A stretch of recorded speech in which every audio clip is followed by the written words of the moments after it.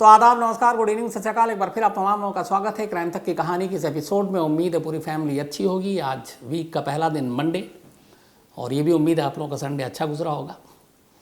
ये पहली बार आईपीएल की हिस्ट्री में है कि कोई एक टीम जो अब तक 8 मैच खेल चुकी है और उसका खाता नहीं खुला। मुंबई इंडियन के साथ यही हुआ। हालांकि कल उम्मीद थी कि शायद मुंबई इंडियन का खाता खुल जाए, क्योंकि जिस तरीके से लखनऊ की टीम को 158 पे रोक दिया, और वानखेड़े के स्टेडियम में ये स्कोर बहुत ज़्यादा है नहीं, लेकिन बदनसीबी का दौर जारी है रोहित शर्मा एंड टीम के लिए, और इस छोटे से स्कोर को भी वो पूरा नहीं कर पाए और लगातार 8वीं हार, यानी कि लगभग प्लेऑफ से अब बाहर। क्योंकि अब बाकी के 6 मैच भी जीते हैं तो 12 पॉइंट, उसमें प्लेऑफ में जगह मिलेगी नहीं। तो अफसोसनाक है कि पहली बार ऐसा है कि 5 बार की आईपीएल चैंपियन अभी खाता खोलने के लिए तरस रही है। दूसरा, रूस और यूक्रेन के बीच में जो जंग जारी है, अभी भी कोई समझौता हुआ नहीं। अब एक खबर ये आ रही है कि 9 मई, यानी ये वो तारीख़ है रूस के इतिहास में जब सेकेंड वर्ल्ड वॉर के दौरान रूस ने हिटलर की सेना को हराया था, और वो उसको एक विक्ट्री परेड के तौर पे मनाते हैं, एक जीत के तौर पर। तो खबर ये आ रही है कि रूस और पुतिन किसी भी कीमत पर 9 मई से पहले, 9 मई से पहले यूक्रेन पे अपनी जीत चाहते हैं, और उस जीत का जश्न उस विक्ट्री परेड में दिखाना चाहते हैं। तो अब 9 मई में तो हालांकि अभी टाइम है, लेकिन ये भी खबर है जिस तरीके से जंग की बाकी खबरें आ रही हैं। अब आते हैं आज की कहानी के ऊपर। क्राइम और क्राइम की दुनिया में बहुत कुछ सीखने को भी मिलता है, सिर्फ बुरी चीज़ें नहीं, अच्छी चीज़ें भी, और उससे इंसान बच भी सकता है। आज की जो कहानी है उसकी नसीहत ये है कि हम कब किससे मिलते हैं, कितना करीब होते हैं, घुलते मिलते हैं। चाहे मैं किसी के घर में किराएदार के तौर पे रहता हूँ, या फिर कोई मेरे घर पे किराएदार के तौर पर रहता है, मेरा पड़ोसी कौन है, मिलने जुलने वाले दोस्त, यार, रिश्तेदार, कभी भी बहुत सारी चीज़ें उनके सामने आप अपने राज एक तो डिस्क्लोज़ ना करें, आप बहुत ज़्यादा भरोसा ना करें, ख़ास तौर पर बच्चों को लेकर, पैसों को लेकर। क्योंकि कई बार ऐसे बहुत सारे क्राइम हुए हैं जब पता चला कि किसी को पता चल गया कि इनके घर में पैसे हैं, इन्होंने कोई प्रॉपर्टी बेची है, पता चला कि कोई एफडी टूटी है, या कुछ और कहीं से पैसे आए, फसल अच्छे हुए उन्होंने बेचा, उसके पैसे आ गए। तो ऐसे वक्त में, या बैंक से आपने पैसे निकाले हैं किसी काम के लिए, कोई घर में शादी होने वाली है उसके लिए शॉपिंग करनी है, तो ये सारी चीज़ें अगर 1 से 2, 2 से 3, 4, 5 लोगों के कानों तक पहुँचती है तो फिर ख़तरा बरकरार रहता है। तो इसीलिए भरोसा बहुत सोच समझ कर करना चाहिए, चाहे वो कोई भी हो। कई बार लगता है अरे नहीं, अपने हैं, बहुत करीबी हैं, रिश्तेदार हैं, अब वहीं हम मार खा जाते हैं, क्योंकि वो भी धोखा दे जाते हैं। आज की कहानी करीब 13 साल पुरानी कहानी है। नेपाल की कहानी। अपने क्राइम तक फैमिली मेंबर बहुत सारे लोगों ने इसके बारे में कहा भी कि नेपाल की कहानियाँ नहीं सुनाते हैं। तो नेपाल की ये कहानी है, और नेपाल के इतिहास की शायद सबसे बड़ी खूनी कहानी है। इंडिविजुअल अगर क्राइम देखें, वहाँ की राजशाही फैमिली को साइड कर दें जिनका कत्लेआम हुआ था, तो और ये वो कहानी है जिसको लेकर पूरे नेपाल में बहुत गुस्सा था। ख़ासतौर पर वहाँ के स्कूल कॉलेजों में कई दिनों तक धरना प्रदर्शन हुआ, और यहाँ तक कि जो इस क्राइम में शामिल थे उनकी जान को ख़तरा था। पुलिस को उनको सेव करना बड़ा मुश्किल हो रहा था। लोग हाथों हाथ इंसाफ चाहते थे कि मार डालें। कहानी 2009 की है, लेकिन इसकी शुरुआत उससे पहले ही हो जाती है। एक शख्स जिसका नाम बीरेन प्रधान, ये अपना एक सरनेम श्रेष्ठा भी लगाता था, इंडिया का रहने वाला, दार्जिलिंग में रहता था, लेकिन बीच में फिर काम वाम के सिलसिले में करीब 20 साल पहले ये काठमांडू पहुंचता है।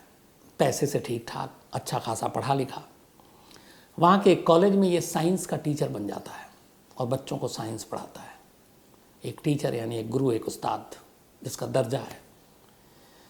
तो वहाँ पे फिर रहने के बाद पैसे वैसे थे ही, इसने अपना घर वर भी बनाया। इस घर में इसने कुछ ज़्यादा स्पेस था तो किराएदार भी रखा।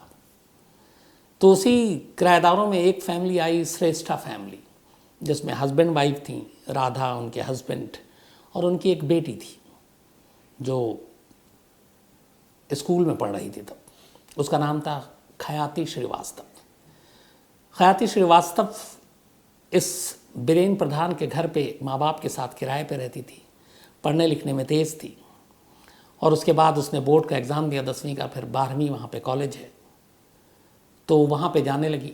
लेकिन इसी दौरान में ये हुआ कि बीरेन प्रधान ने उसको कहीं और शिफ्ट होना था और उसने ये घर बेच दिया और उसने दूसरी जगह घर ले ली। तो जब घर बेचा तो किराएदारों को भी घर खाली करना पड़ा।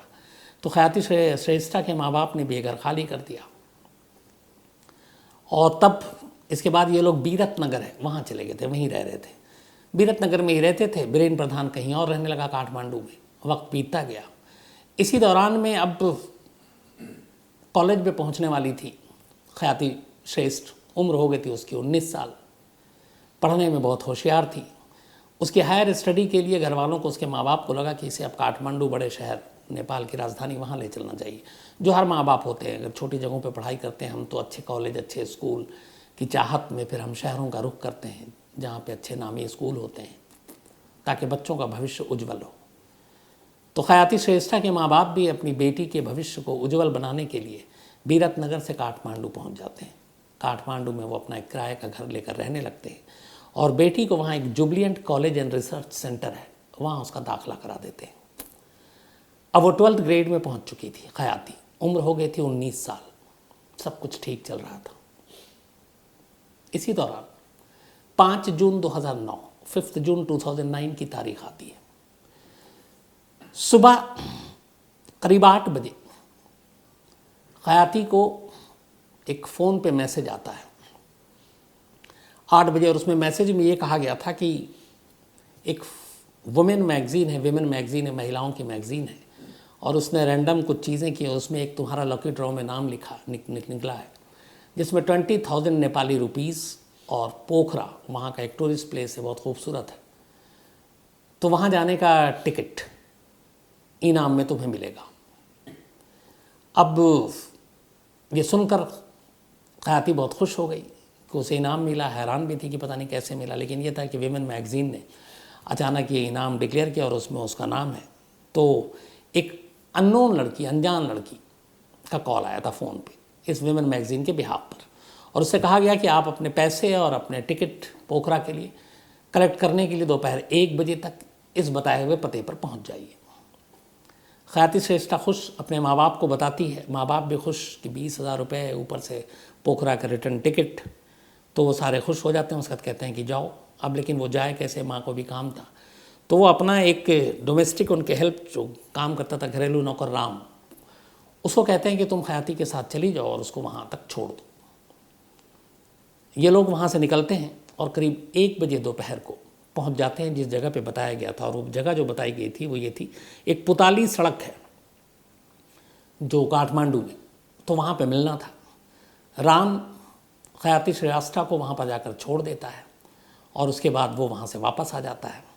अब वहाँ पे उसे एक लड़की मिलती है। वो लड़की उसे कहती है कि मैं उस विमेन मैगज़ीन की तरफ से हैं और चलिए आपको आपका इनाम, पैसे, टिकट मिलते हैं, जो भी एक फॉर्मेलिटीज़ फॉर्म भरना है। अब वो खयाती श्रेष्ठा को अपने साथ ले जाती है थोड़ी दूर पर एक अपार्टमेंट में, एक घर में। जब वो घर में दाखिल होती है खयाती, तो चौंक जाती है उस घर में एक शख्स को देखकर। बीरेन प्रधान उसके सामने बैठा था, उसका पुराना लैंडलॉर्ड। चूँकि वो जानती थी कि हम इनके घर में किराए पे रहते थे, दोनों की अच्छी जान पहचान थी, वो उसे अंकल पुकारती है। फिर वो भी चौंकती है, आप यहाँ कैसे? तो कहती है मैं ऐसे आई हूँ, एक लॉटरी निकली है। तो कहता कोई बात नहीं, तुम जाओ, लेकिन एक कोल्ड ड्रिंक पीते जाओ। अब वो चूँकि अंकल उसके घर में रही, वो 2-3 साल किराएदार के तौर पर, और बड़े अच्छे रिश्ते थे उनके माँ बाप के साथ भी, तो खयाती कोल्ड ड्रिंक पी लेती है, इस बात से अनजान कि इस कोल्ड ड्रिंक में बेहोशी की दवा मिली हुई थी। कोल्ड ड्रिंक पीते हुए वो बेहोश हो जाती है। इसके बाद खयाती की कोई खबर नहीं आती। शाम हो जाती है। शाम तक कुछ पता नहीं, माँ बाप इधर परेशान है, 1 बजे गई, अभी तक लौटी नहीं। उन्हें अभी कुछ समझ ही में नहीं आ रहा कि क्या करें, कहाँ जाए। इसी दौरान शाम को ही खयाती के फादर के मोबाइल पे एक मैसेज आता है और कहा जाता है कि आपकी बेटी को हमने किडनैप कर लिया है और हमें फिरौती में 10 लाख नेपाली रुपीस चाहिए, 1 मिलियन। खयाती के पिता इस मैसेज को पढ़कर परेशान हो जाते हैं। उसमें धमकी भी थी कि अगर आपने किसी को खबर की तो फिर आप खयाती को कभी ज़िंदा नहीं देखेंगे। वो अपनी पत्नी से, राधा से, इस बारे में बताते हैं। दोनों माँ बाप अब रोने लगते हैं, परेशान हैं। उन्हें इस बात का भी डर है, इकलौती बेटी है, कि अगर कहीं पुलिस के पास गए तो मालूम नहीं वो ज़िंदा लौटेगी कि नहीं लौटेगी। और वैसे भी उन्होंने ऐसी किडनैपिंग और बाकी चीज़ों की बहुत सारी कहानियाँ पढ़ रखी थी, कहीं न्यूज़ में देख रखे थे। उन्हें ये भी पता था कि किडनैपिंग में सबसे ज़्यादा खतरा होता है जिसको किडनैप किया जाता है, पकड़े जाने के डर से किडनैपर सबसे पहले उसे मार डालता है। तो इन सारी चीज़ों को देखते हुए उन्होंने तय किया कि पुलिस के पास नहीं जाएंगे, ना पुलिस को कुछ जानकारी देंगे। 10 लाख रुपए का इंतज़ाम करके रखते हैं। मैसेज में ये भी था कि हम आपको आगे बताएंगे क्या करना है। पुलिस को खबर करते नहीं, रात हो जाती है। अगले दिन सुबह फिर मैसेज आता है और उनसे कहा जाता है कि आप पैसे लेकर वहाँ पे एक जगह है बुटवाल, वहाँ पहुँचिए। अब ये तैयारी कर रहे थे। जब ये बुटवाल पहुँचते हैं तभी उनके पास फिर मैसेज आता है कि आप बुटवाल नहीं, चितवन पहुँचिए। अब ये चितवन पहुँच गए। जब चितवन पहुँचे तो फिर उन्हें एक मैसेज आया कि नहीं, आप सुनौली पहुँचिए। अब ये चौथी जगह सुनौली पहुँचे 10 लाख रुपए लेकर। अच्छा, इस मैसेज में एक और चीज़ थी कि पिता नहीं आएंगे रैंसम लेकर, माँ को बुलाया था, यानी राधा को, खयाती की माँ को। अब माँ अकेले कैसे जाए 10 लाख रुपए लेकर, तो उन्होंने अपने उसी नौकर राम को साथ ले लिया। ये वही राम जिसने 5 जून को खयाती को 1 बजे उस बस स्टॉप पर छोड़ा था जहाँ के बाद से वो गायब हो गई थी। तो अब राधा राम को लेकर जगह जगह भटक रही हैं। वो जिस जगह पे बताता वहाँ पहुँचती पैसे लेकर, बट मैसेज आ जाता फिर अगली जगह। तो अब तक बुटवल, उसके बाद फिर चितवन, फिर सुनौली। सुनौली के बाद कहा गया नहीं, आप दार्जिलिंग आइए। अब वो नेपाल बॉर्डर क्रॉस करके हिंदुस्तान में दाखिल होते हैं, दार्जिलिंग पहुँच जाते हैं। लेकिन दार्जिलिंग पहुँचने के बाद फिर उनको एक मैसेज आता है कि नहीं, अब आप काकर भिट्टा पहुँचिए। अब ये काकर भिट्टा पहुँचते हैं। काकर भिट्टा जब पहुँचते हैं राम के साथ, तो उन्हें एक होटल का पता दिया जाता है कि आप वहाँ पहुँचिए, वहीं हमारा आदमी मिलेगा। राधा होटल पहुँचती है। इत्तेफाक से उसी होटल में अचानक उनकी नज़र बीरेन प्रधान पर पड़ती है। वो सोचती हैं कि वो यहाँ क्या कर रहा है, लेकिन उस वक्त परेशान अपनी बेटी के फ़िक्र में पैसे लेकर आई हैं और क्या करें। तो उन्होंने ज़्यादा सोचा नहीं, हो सकता है कोई काम हो। थोड़ी देर के बाद मैसेज आया कि राम को पैसे लेकर आप होटल के एक ख़ास इलाके है वहाँ पे भेज दीजिए, आप मत आइएगा। अब राम पैसे लेकर जाता है और राम को एक शख्स मिलता है, उससे वो बैग लेता है और बैग लेकर चला जाता है। राम उस शख्स को पहचान गया था। उसका नाम था बीरेन प्रधान, वही जो उस होटल में दिखा था, वही जो खयाती का पुराना लैंडलॉर्ड था। लेकिन वो आनन फानन में पैसे लेके वहाँ से निकल गया। राम लौटता है। अब उसके बाद ये उम्मीद थी कि पैसे मिल गए, बेटी लौट आएगी। दोनों वापस काठमांडू लौट आते हैं और अब इंतज़ार कर रहे होते हैं। शाम हो गई, रात हो गई, अगला दिन आ गया, बेटी नहीं मिली। पैसे दे दिए, अब मैसेज भी बंद। जिस नंबर से मैसेज आ रहे वो मोबाइल भी बंद। अब परेशान क्या करें, दिल में अजीब अजीब सी बातें आ रही हैं, अजीब अजीब से खौफ आ रहे हैं, सोच आ रही है कि पता नहीं क्या होगा। पर इंतज़ार भी कर रहे हैं, कि डर भी रहे हैं कि पुलिस तक जाएं और कहीं उनकी बच्ची को कुछ कर ना दें। लेकिन इंतज़ार लंबा हो गया, बेटी लौटी नहीं, पैसे दे चुके थे। उन्हें लगा कि कुछ गड़बड़ ना हो जाए। मजबूरन माँ बाप आखिरकार अब पुलिस स्टेशन पहुँचते हैं और पुलिस के पास जाकर रिपोर्ट लिखाते हैं और फिर पूरी कहानी सुना देते हैं।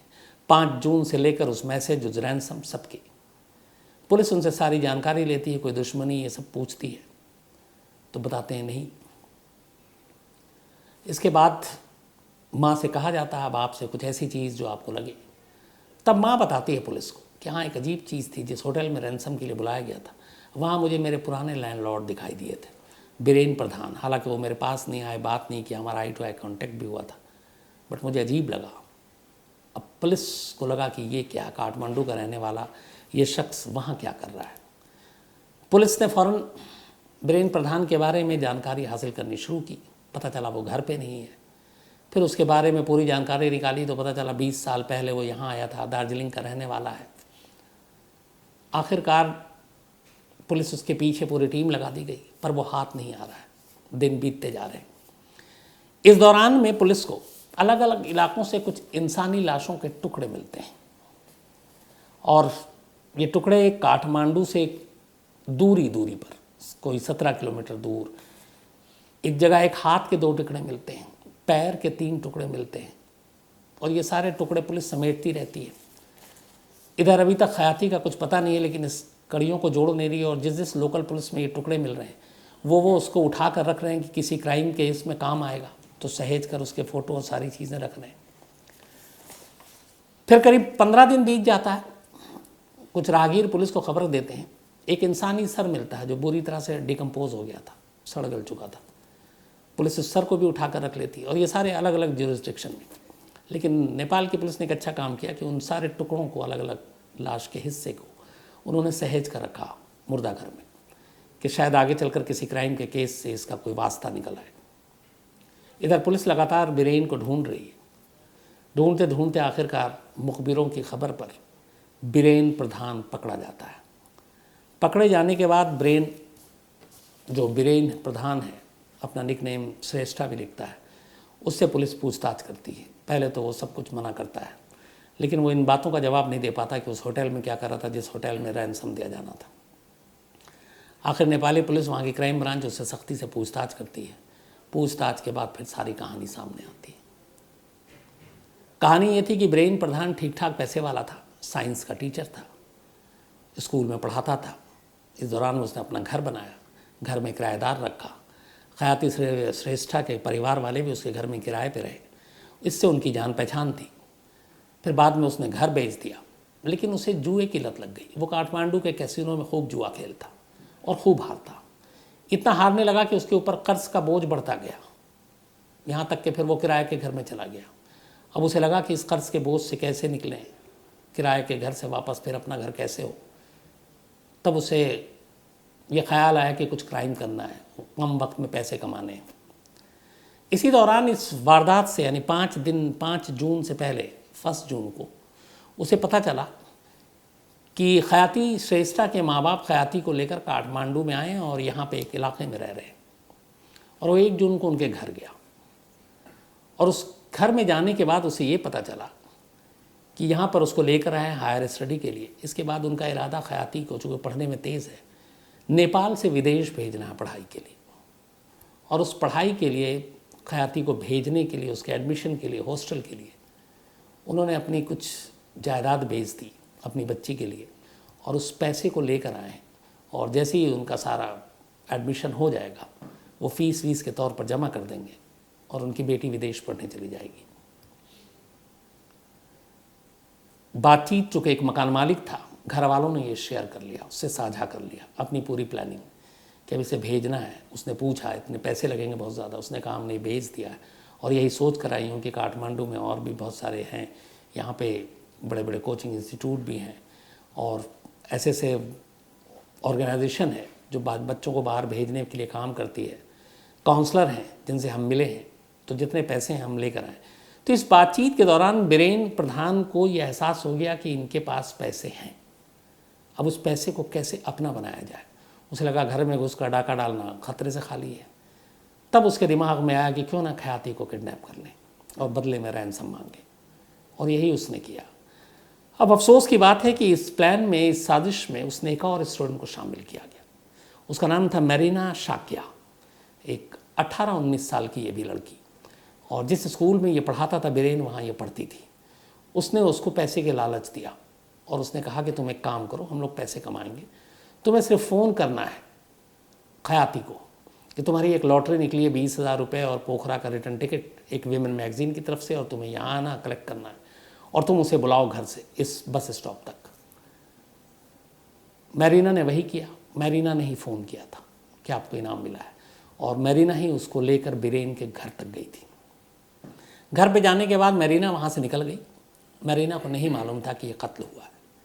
उसके जाने के बाद बीरेन ऑलरेडी, चूँकि कोल्ड ड्रिंक में उसे बेहोशी की दवा पिला चुका था, खयाती बेहोश थी, उसने उसका गला घोटा। गला घोटने के बाद उसने उसके जिस्म के टुकड़े किए, हाथ के 2 टुकड़े, पैर के 3 टुकड़े, सर अलग।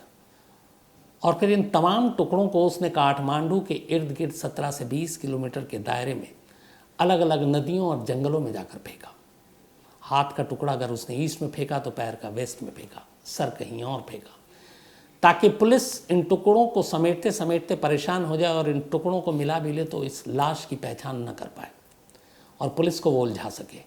इसीलिए इस किडनैपिंग के बाद, बेहोश होने के बाद, अगले 1 घंटे में ही बीरेन ने खयाती का कत्ल कर दिया था।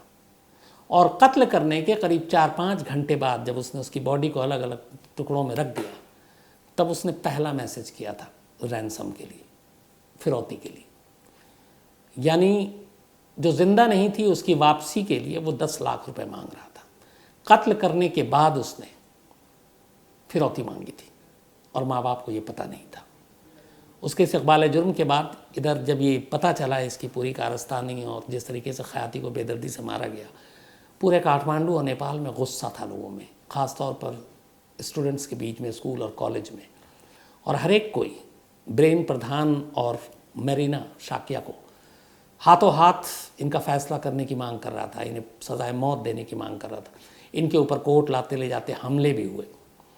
फिर इन दोनों को उसी जेल में रखा गया, बल्कि इसको बिरेन को, जिस जेल में चार्ल्स शोभराज बंद है।